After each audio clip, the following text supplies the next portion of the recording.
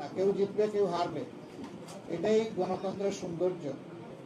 আমাদের দেশে কিছু সংস্কৃতি আছে, আমরা এই সংস্কৃতিকে পাল্টানোর পক্ষে।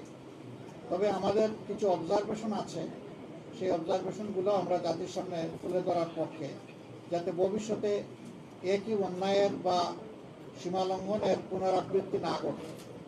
বেশ কিছু ঘটনা ঘটেছে, আমরা এগুলা কম্পাইল করছি।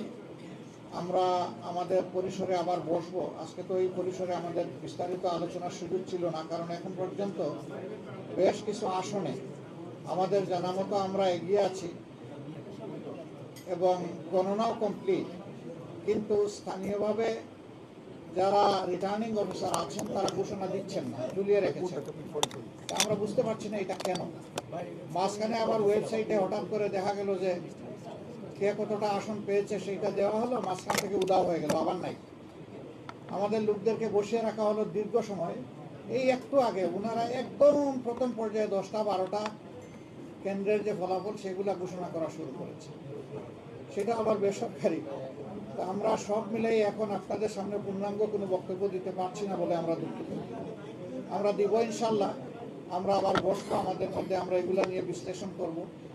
আমাদেরও কোনো ত্রুটি ঘাটতি থাকে সেটাও আমরা দেখব। আবার যদি সামগ্রিক কোনো বড় ত্রুটি ঘাটতি হয় তাকে সেটাও আমরা আনবো। আমরা আগেই বলেছি ছোটোখাটো কোনো বিষয় নিয়ে আমরা টানাটানি করবো না, এবং পুরানা রাজনীতির সংস্কৃতিতে আমরা ফিরে যেতে চাই না। আমরা ইতিবাচক ধারার রাজনীতি করতে চাই। রাজনীতি যদি দেশের মানুষের জন্য হয়, তাহলে যারা রাজনীতি করবেন তাদেরকে এই কথা মেনে নিতে হবে যে পাশ করার গ্যারান্টি নিয়ে কোনো নির্বাচন হয় না, কোনো রাজনীতি হয় না। আপনি যাবেন মানুষের কাছে আপনার বক্তব্য নিয়ে, মানুষ যেভাবে গ্রহণ করবে, যতটুকু গ্রহণ করবে, তাকে আপনার অভিনন্দন জানানো উচিত। আমরা দেশবাসীকে যতটুকুই তারা আমাদেরকে সহযোগিতা করেছেন, এর জন্য আমরা গভীর কৃতজ্ঞতা এবং অভিনন্দন জানাই।